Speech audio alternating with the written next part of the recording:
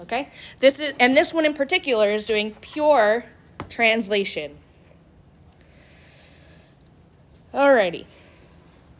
So we have our magic potato, and we're going to consider 2 points on this magic potato. Tell me how I write out or draw the position of point A relative to this Cartesian coordinate system that I've drawn. How do I draw the position?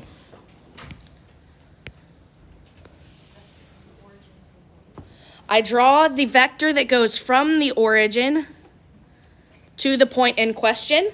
Very good. This is vector r sub A, the position of A.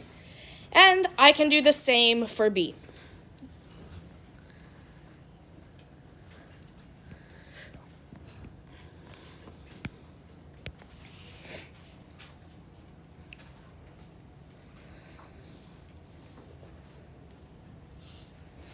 What is an equation that we already have for relating the motion of one point to the motion of another point in space? Let's pretend these are just particles. There's already an equation for talking about relative position, velocity, acceleration. How do we do that? Yep. RV equals RA plus RB. Very good. Yeah, absolutely. So this equation here, intended for particles, without saying anything about how those particles are related. However, the moment we attach those two particles to a rigid body, one part of this equation becomes zero. Or rather, let's take a time derivative, and then something will become zero. If I were to take the time derivative and maybe try to write the velocity equation here, I would find that VB equals VA plus VB slash A. One of these goes to zero. Which one? VBA. Right, the relative velocity. These two things do not move away from each other. They don't move closer to each other. They don't move away from each other. There's zero relative velocity between the 2 points, specifically because these points are attached to the same rigid body. Okay, so this goes to zero because the 2 points are now attached to the same rigid body. Okay, so their relative position stays the same no matter what. Okay, and we get the same thing for acceleration.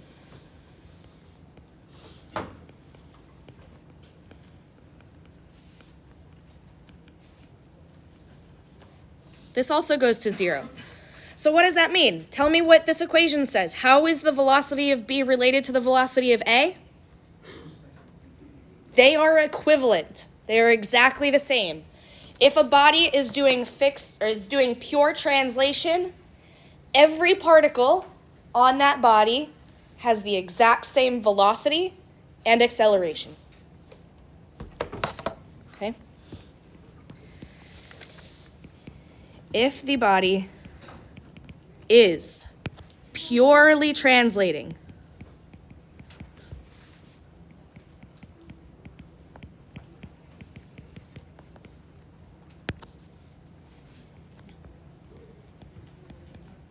every point on the body has the same velocity and acceleration.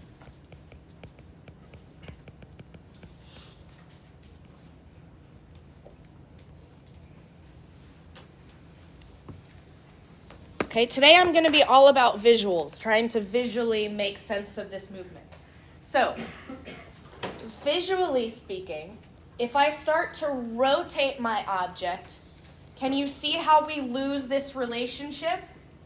So let's talk about this point up at the very top corner of my notebook and the point on the very bottom corner of my notebook. And if I rotate it this way, this point on top has a velocity vector pointed that way, right? It goes back towards the back of the room. And the point on this side goes towards the front of the room.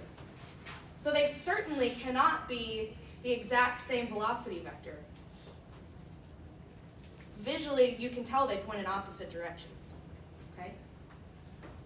So as soon as I start rotating, I lose this property. Questions so far?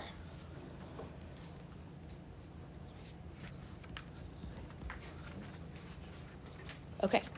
All right. That's all I'm going to say about pure translation. Let's look at the next special case. Fixed axis rotation.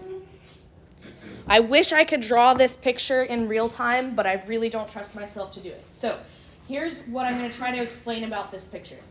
I have taken my magic potato. I actually think it looks a little bit more like a guitar. I've taken my guitar, and I'm showing you two different snapshots in time of this guitar. At first, it's parallel with the page, and then at some point later, I've rotated it this way, into the page or out of the page, however you want to see it.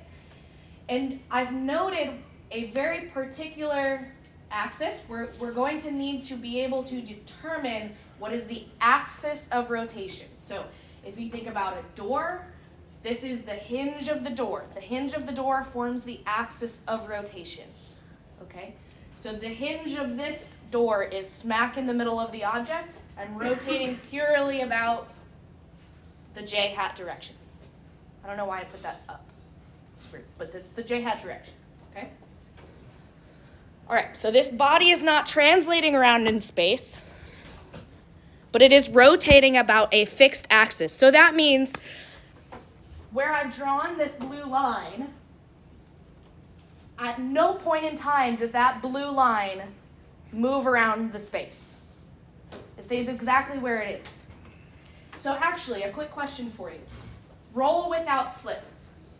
Is that fixed axis rotation? Why is it not, Micah? Yes, so I'm rolling this way. So I know my axis of rotation is like into the page, this direction. But the wheel isn't staying put. It's not spinning in one spot. That's fixed axis rotation. I told you that during roll without slip, you are translating forward, which means that the axis you're rotating about is also translating forward. So roll without slip is not the same as fixed axis rotation. Okay, so we're going to take this 3D image, and I want you to consider taking a slice through the middle of it, or anywhere really. Taking a slice like this, and then we're going to look down from above at that slice. Okay, so let's maybe say we're very interested in this blue dot. This is some particle on my guitar that I want to track over time. So I'm going to take a slice of the guitar that includes that dot, and I'm going to look at how that dot moves from above. Okay? If I take my slice, I can say that any point on the body rotating about a fixed axis is moving in a what-shaped path in the plane that is perpendicular to the axis of rotation. Can anyone fill in that blank? Circular? Circular. Yeah. What gave it away? The circle that I drew? Yes, absolutely. So this is a circular path.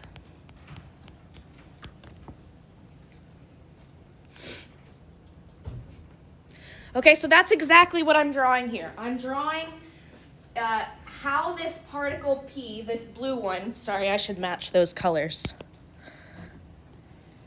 This is the particle P over here. is this same particle over here. And as this guitar potato spins about the j hat axis, which is out of the page, positive, P moves in the following circle.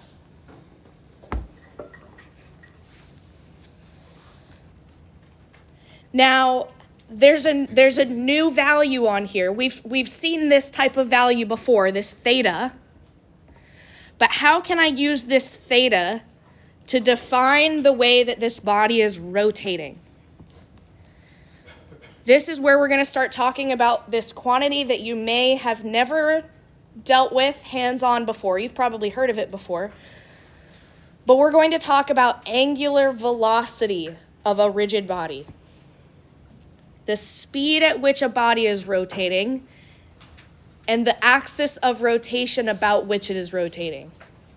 That's all baked into this angular velocity, which is a vector. Okay. So we denote the angular velocity using this omega. In the book, you might see it with maybe a little bit more loopy. Kind of depends on how I'm feeling for the day, whether I get a loop in it or not. It looks like a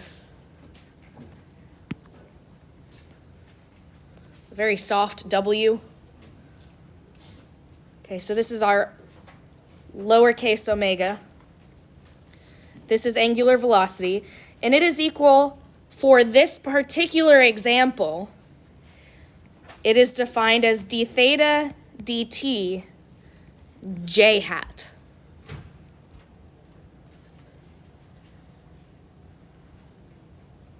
So there's two pieces of information here. One is the rate of change of the angle. And what does the j hat tell me?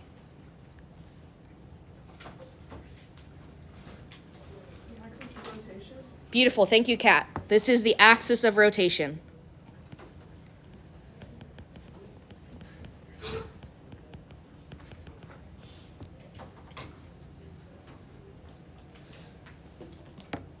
So, question for you.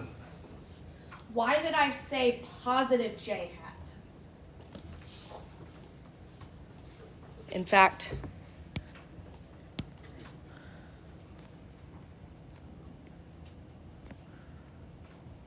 oops. Yes. So if there was a different axis of rotation, the letter would change. Okay. I'm trying to get at more like the sign here. Why is it positive j hat and not negative j hat? They define the direction in which it rotates. Okay. How did I know based on this rotation that it would be positive j hat in this case, Robert? Right hand rule. Remember right hand rule from statics? I don't know whether you like to do it like this or like this. You're not getting away from it. I apologize. We can't get away from right hand rule. Okay?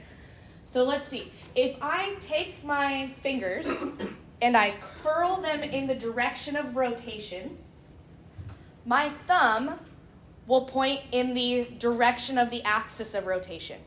So, because my arrows of P go this way, my axis of rotation points out of the page, which for this coordinate system is the positive j direction.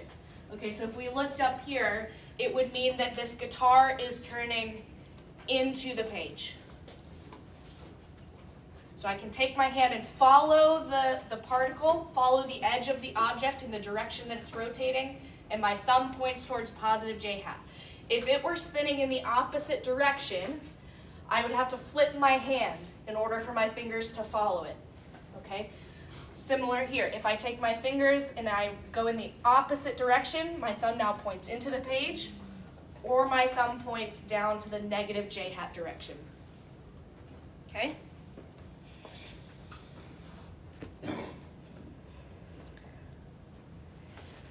All right, so let's write that in words. We know the sign of the vector using right hand rule. And altogether, this is a vector.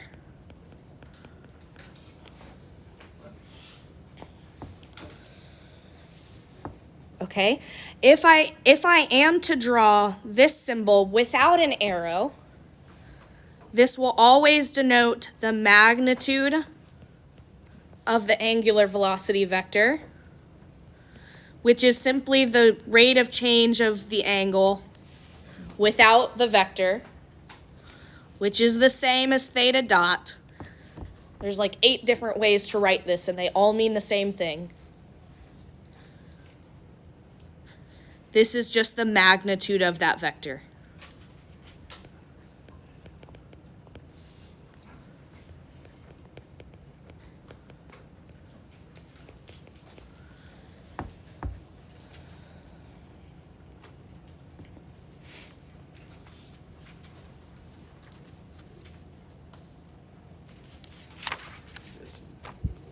Okay, what happens if I take another time derivative of theta? We're going to call it angular acceleration now. And we give angular acceleration, again, another Greek letter. This is a lowercase alpha, which is equal to d omega dt. For this particular example, it's still in the j hat direction.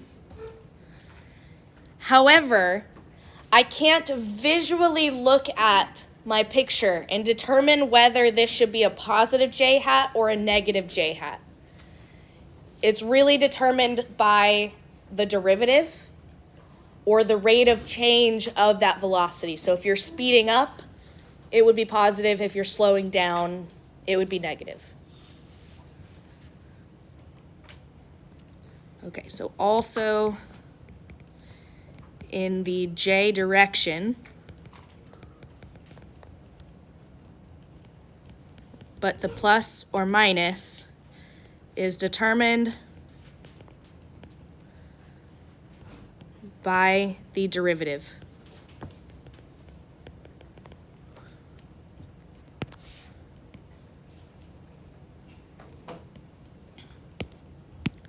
Okay, is this quantity a vector or a scalar? It's a vector. It's a vector.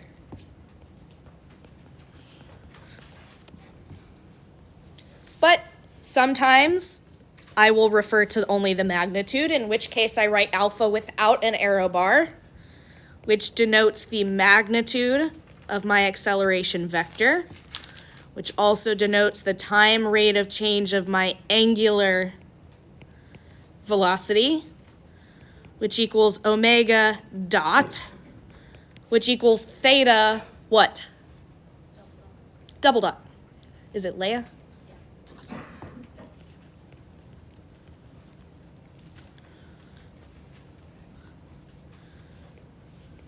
This is just a magnitude.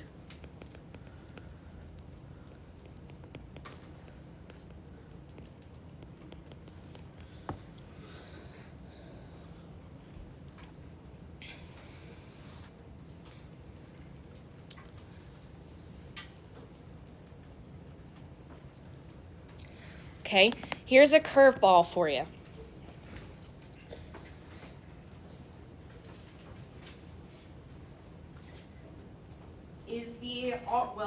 Are the angular velocity and the angular acceleration, are they properties of a particular particle on the rigid body, or are they a property of the rigid body as a whole?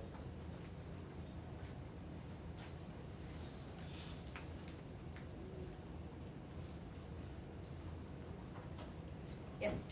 I would say a property of a particular particle in the rigid body, depending on the type of motion. If it's like further away or closer to the center, it might be a little different. But the angular velocity and angular acceleration may be different. I don't know. Okay, okay. So kind of talked yourself out of the answer, or not the answer, but an answer. Can an angular velocity be a property of a particle?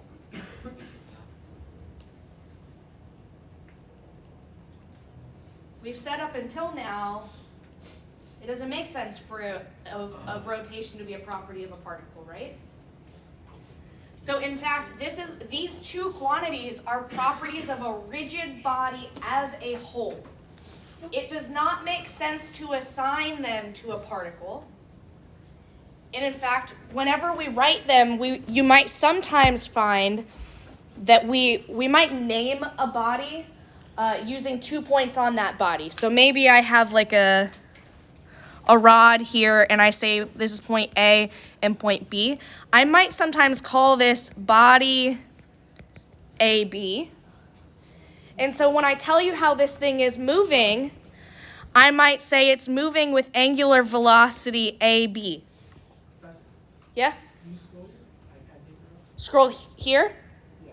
Yes. Sorry, I was writing up above. Oh, sorry, I thought you were looking at the Yeah, I added just a little picture. Sorry. my bad. Okay? So when I talk about angular velocity and angular acceleration, they are a property of the body as a whole, which sometimes is hard to wrap your mind around. But it'll grow on you. Thank you. You're welcome. I mean, bless you. Okay, so now let's talk about what does make sense to assign to a particular particle. We can absolutely talk about the translation of an individual particle. Okay? And in fact, when I had my notebook up here, I said the translational property of this particle in the top right is going to have different translational properties than the particle in the bottom left. And we have some equations that relate or tell us exactly how those particles are moving. Okay, so we're going to talk about the absolute motion of a point on a rigid body, which is experiencing fixed axis rotation. When I say absolute motion, I'm talking about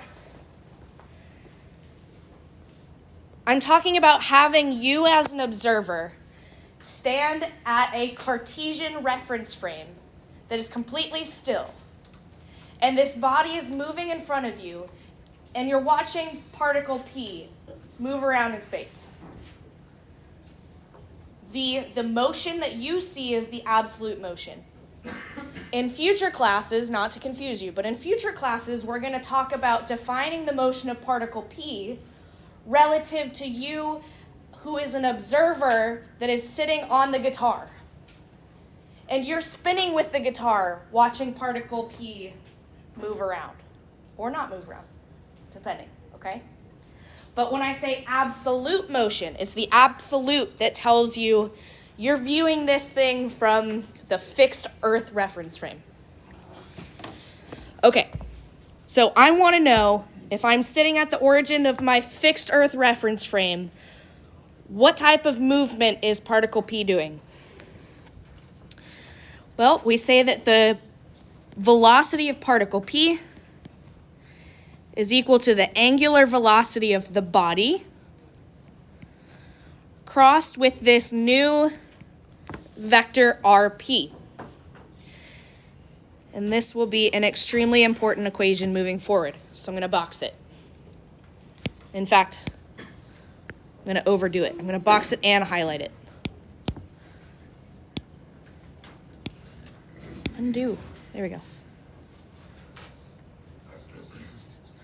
Okay, and in order to use this equation properly, we need to understand the definition of what each of these variables mean. I've already belabored the point of what angular velocity is, but we don't know what this vector RP means. So, vector RP is any vector. Any questions? No, okay, sorry. Any vector from the axis of rotation to point P. What does that mean? Let's go back and look at our picture of our rotating guitar. I've drawn you several examples of valid RP vectors. Okay, because this is a three-dimensional object, I have many locations on this axis of rotation where my vector could start. And it's valid to choose any of them. The math will work out exactly the same. So I could choose to go right here, such that my R vector only moves out in a single direction. That seems like a good idea to me. Seems pretty simple. But I could just as easily choose anywhere on this axis and go from the axis of rotation to the particle P. So any of these are valid RP vectors.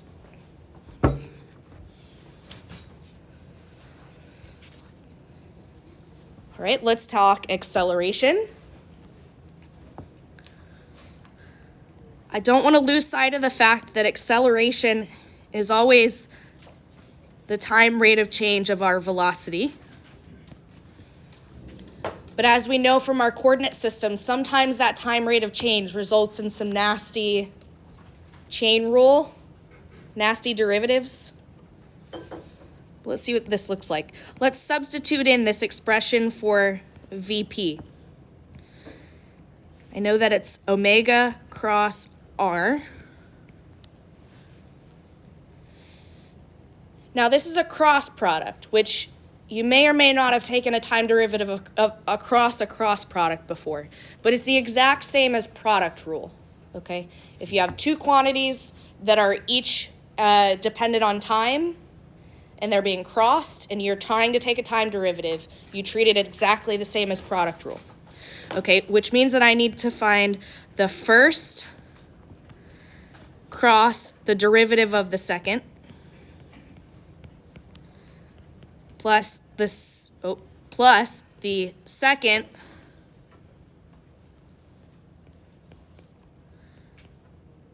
cross the derivative of the first. Product rule.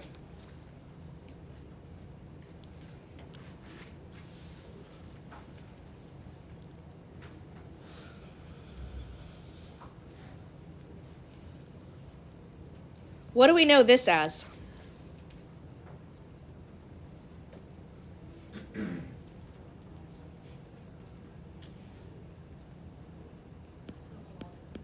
Yeah. It's another way of writing VP. And VP, we know, is also omega cross R. So this term becomes omega cross RP.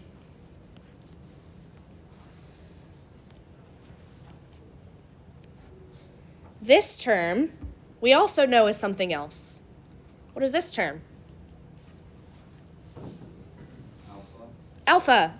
That's our alpha vector. So this is plus alpha cross RP.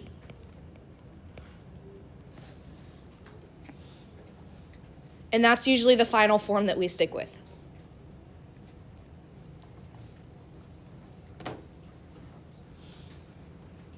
Okay, RP still has the same definition. It's still the vector that goes from the axis of rotation to the point that I'm curious about. We've talked at length about omega. We've talked at length about alpha. So at this point, we should have a good feeling for what each of these individual variables mean. Okay, I'm going to move this down a little bit and then highlight it. Let's box it and highlight.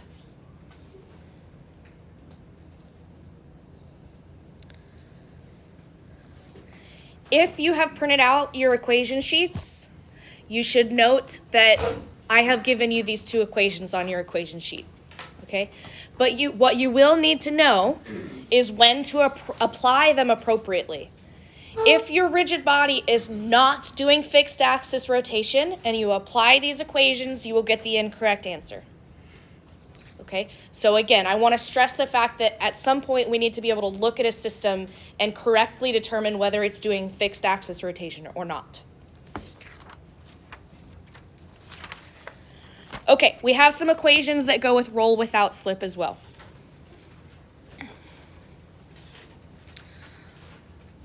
Oh, I foreshadowed a little too heavily. Is this thing doing fixed axis rotation? No, sirree, it is not. Ooh, I don't want to write with my highlighter. Nope. Another question for you. Does the point O, the center point of this circle, does it change height as this thing rolls? No. So this is kind of the basis of the extra information we get if we know that we're doing roll without slip, which is that we know we know some very interesting things about the velocity specifically of point O. First of all, we know that it can only move left or right. And whether it's moving left or right depends on the direction of rotation. It turns out we also know the amplitude of that velocity because it's related to how fast you're rotating and the circumference of the circle.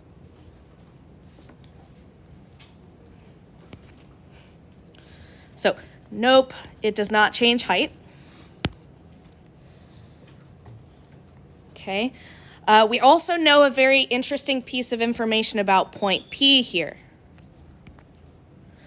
So roll without, this is how I shorten without slip, means that the point on the object that is instantaneously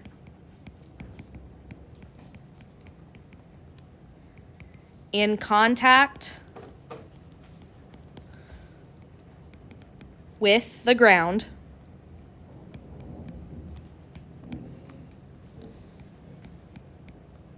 this point does not move relative to the ground. Okay, which in math means that the velocity of point P is 0.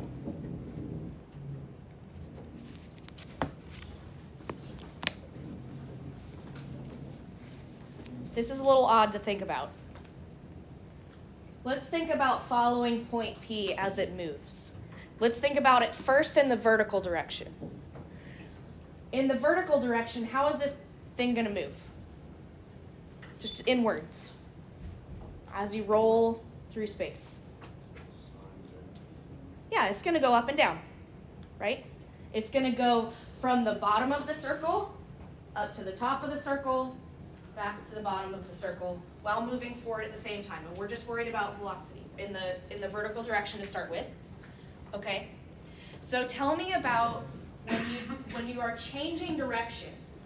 I go at the instant from going up to going down. What is my instantaneous velocity at that point? 0. Okay, so we can somewhat see intuitively in the vertical direction why it would be 0. In the horizontal direction, it's a little harder to understand, but this is the definition of roll without slip, is that you are nicely kissing the ground as you roll across it. And you only start to move left and right again after you have gained some height. Okay? So at the moment that it is kissing the ground, it has 0 velocity in either the x or the y direction.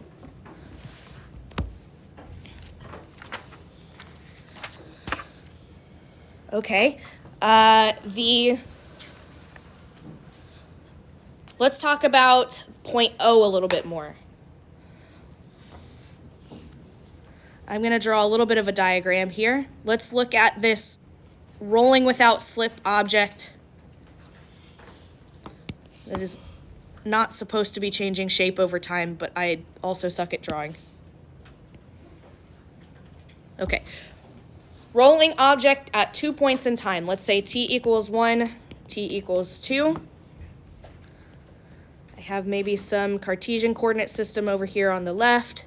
This is rolling across the ground. Pretend it's not penetrating the ground.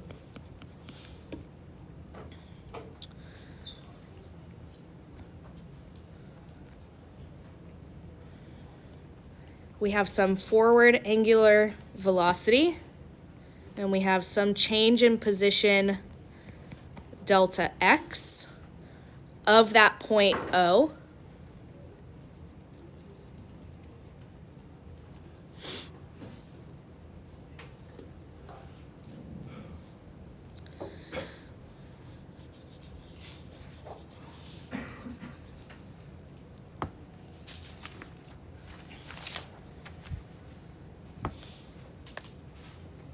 Okay. Last thing we'll talk about, I'm going to very briefly make a comment about general planar motion. So by definition, this is simultaneous translation and rotation.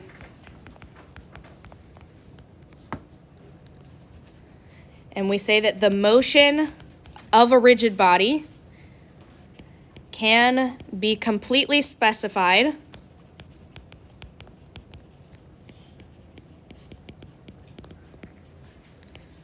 by knowing the motion or translational motion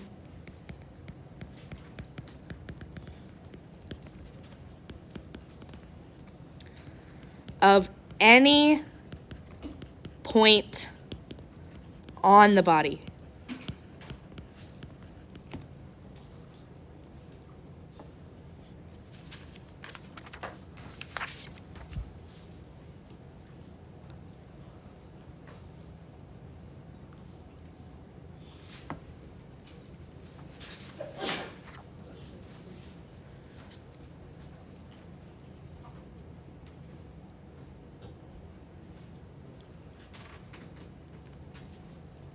All right, all I have left for you is one example, and then we're done for today.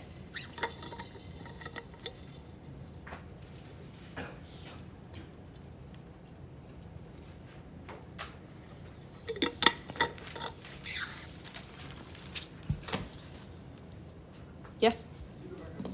Sorry. Up a slide here? Okay.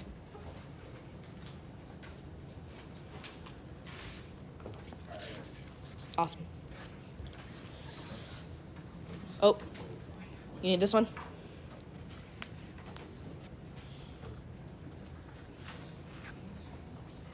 All right, let's put it to the test.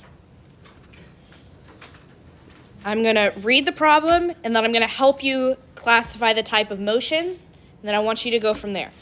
Okay, so we have a rod assembly that is supported by ball and socket joints at point A and point B. At the instant shown, it is rotating about the y-axis with an angular velocity of 5 radians per second and has an angular acceleration of alpha equals 8 radians per second. Determine the magnitudes of the velocity and acceleration of point C at this instant. Okay? Is this thing doing general planar motion? Or do you think we might be able to use a simplification of sorts? Yep. Oh, it's fixed at point A. Okay. So along that A or that y-axis is fixed. Yes. Okay. We're fixed at point A and B. And does this axis between point A and B, does that axis ever move? No. It's fixed to the ground. It stays put. And this object is rotating about that fixed axis, so I think this is a simplification. Which one? Fixed axis rotation. Very good. So what that should key you into is you scroll back to the section on fixed axis rotation, and you find the equations that I highlighted. And you copy and you paste those into the problem.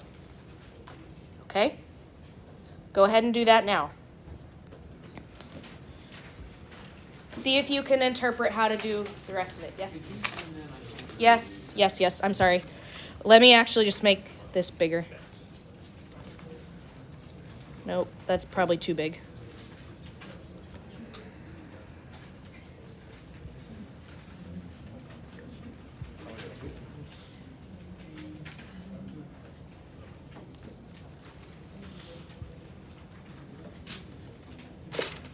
How's that?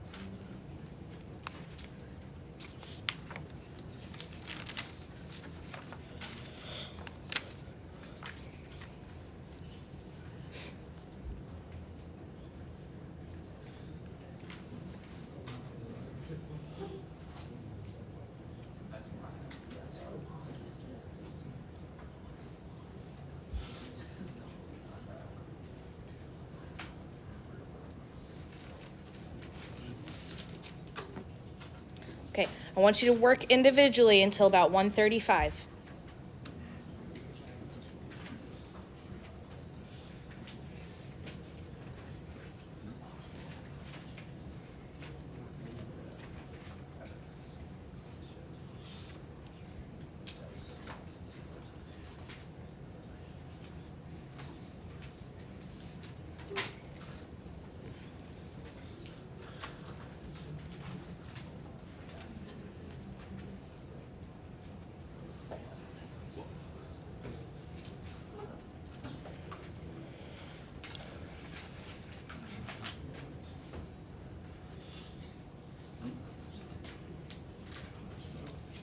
I don't see it on the equation sheet. It's on this other page. I think. Yes, there's a section labeled fixed axis rotation.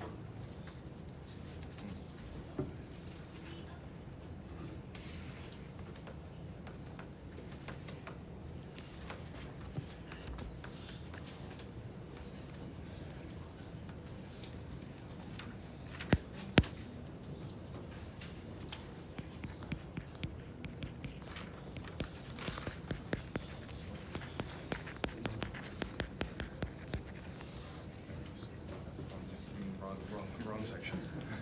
Wrong thing, wrong section. Oh, did I tell you wrong? Yeah, you showed us like it was a picture, but this is fixed axis right here. You saw the title and Oh, you said that yes. looks good. Yes, You I could, did, yeah, you're right. that's all. Yes, those are the kinematics, those are kinetics equations. Okay. Sorry. Oh, you're good.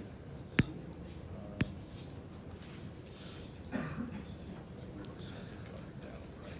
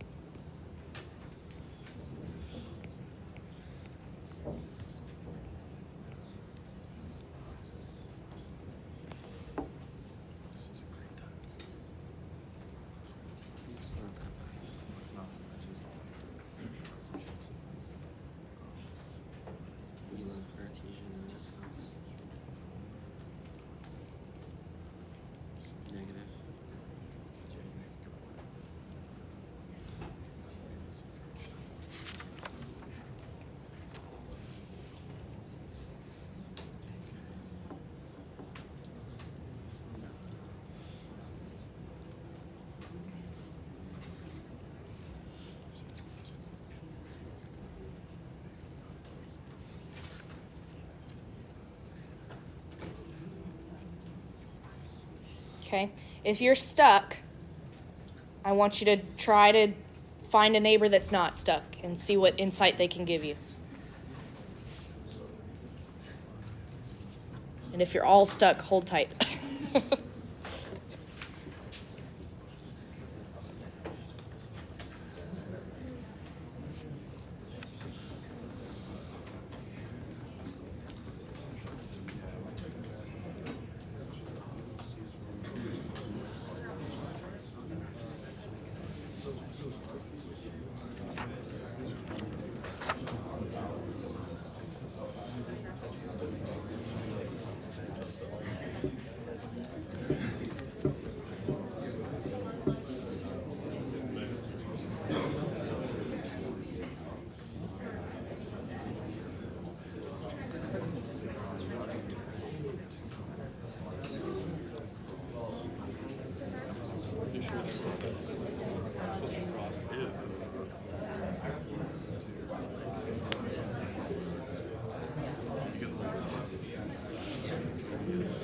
One point five by 2K.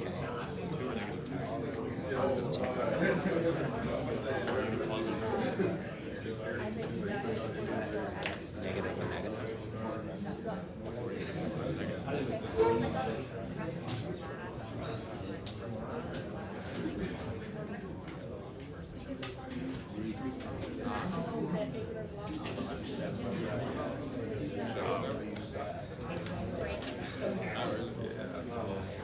You're good, bro.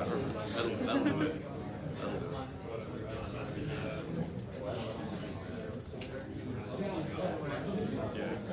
Just once again, I just had it back.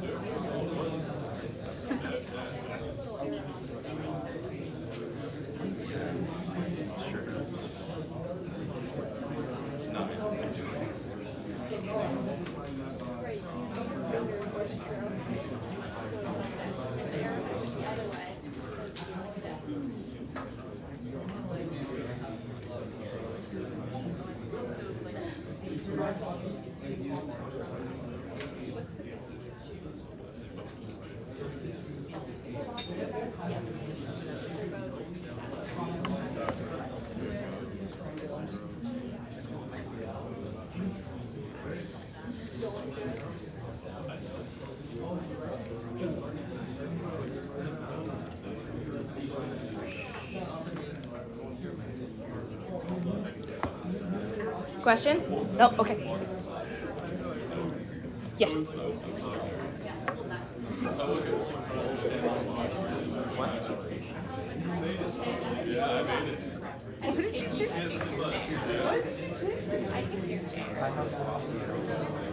It's because I'm solving. I guess magnitude. I asked for magnitude, yeah. Yeah, does that make 2.5? Yeah, then yeah, we got that. It wasn't that bad. I love finding the magnitude is right here. I'm not fucking it messes with my head because I do it so messily that when I solve it, I got about 7 just random numbers written around the paper, and it really fucks me up. It's like a skill issue, bro. It sounds like I should just make it neater, but I'm not doing I'm it. seeing some good work, but I'm also seeing some people who are just completely stuck or are browsing the internet. So I'm going to take over. Real. So first off, am I given in the problem, am I given the angular velocity as a vector? No, I'm only given the amplitude of the angular velocity. So I need to interpret the picture to determine how to write it as a vector. Okay, so first off, I'm gonna go on a hunt for angular velocity as a vector. I know that it is 5 radians per second, but I need to know what direction it goes in. So I have to pull out my handy dandy right hand rule. It shows me in the picture that this thing is rotating this direction out of the page around the y-axis. So if I take my fingers and I curl them from the bottom up in the direction of the arrowhead, my thumb points to the right, which is the positive y direction. Okay? If it had been the other direction, if my thumb had pointed that way, that would be in the direction of negative y. Okay? but it's positive y. So this is simply in the positive j hat direction. That's it. Tell me about acceleration. Can I go ahead and find acceleration too?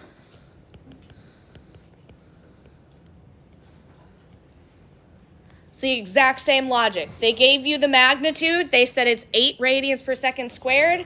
They show you in the picture that it's in the positive j hat direction. This means I only have one thing left. Yes. Also, I would say when choosing your R vector, Yes. then would you like to choose? It would be beneficial to choose one that has the same components as. Oh, that's such a smart number. 7.6.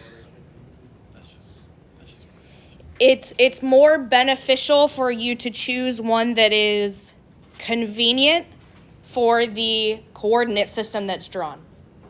So for example, I could equally as validly choose this to be my R vector, or I could choose this to be my R vector, or I could choose this to be my R vector. Two of these are certainly more convenient than one. Which ones are potentially more convenient? RC and they should actually both be RC. But the one from A and the one from B are more convenient because I don't know where the heck I put that point in the middle of the axis, but it's valid. Which one is more convenient, the one on the left or the one on the right? The one on the left, because it goes from the origin, right? I don't even have to do any math. I just have to write down basically the coordinates of point C. That's my R vector, okay? So you can make good choices and you can make less good choices. Doesn't mean they're not valid, just means you got to live with them, okay? So now I want to find RC. Tell me that vector. What do we have? Where do I go in the x direction? Minus 0.4, right? The positive x direction is this way. C points this direction.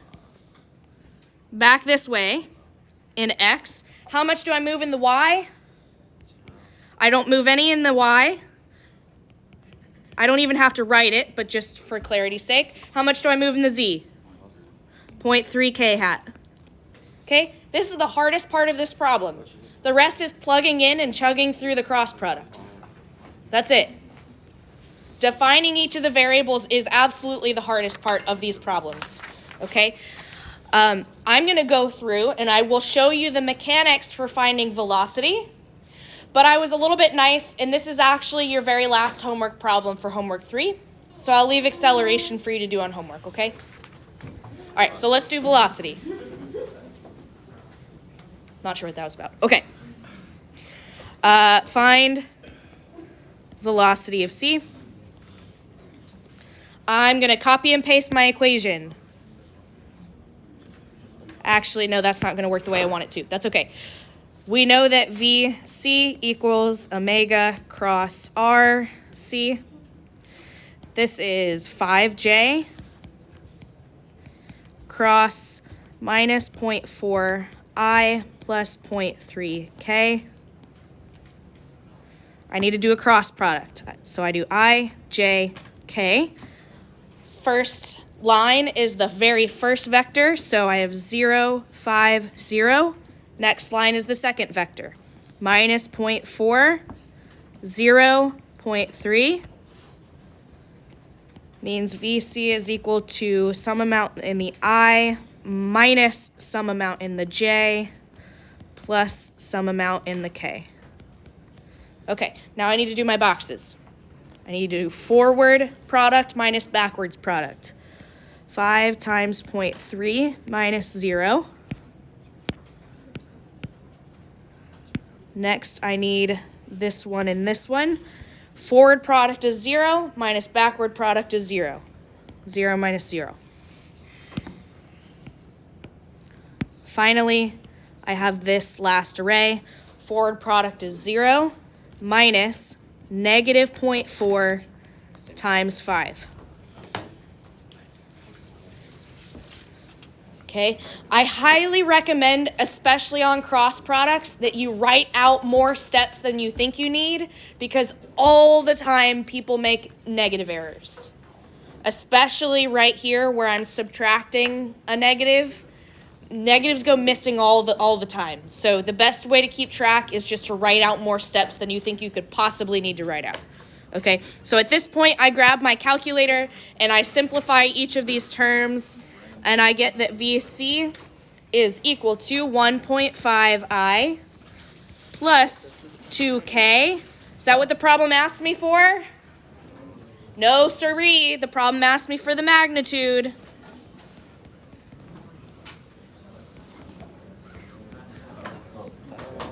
Perfect. That took a lot of work. I don't think you're gonna be doing that. I'm not gonna be. I know you. There you go. You're halfway through a homework problem. Awesome. It's a Thursday. Have a wonderful weekend. Please be safe, make good decisions, and I'll see you Tuesday.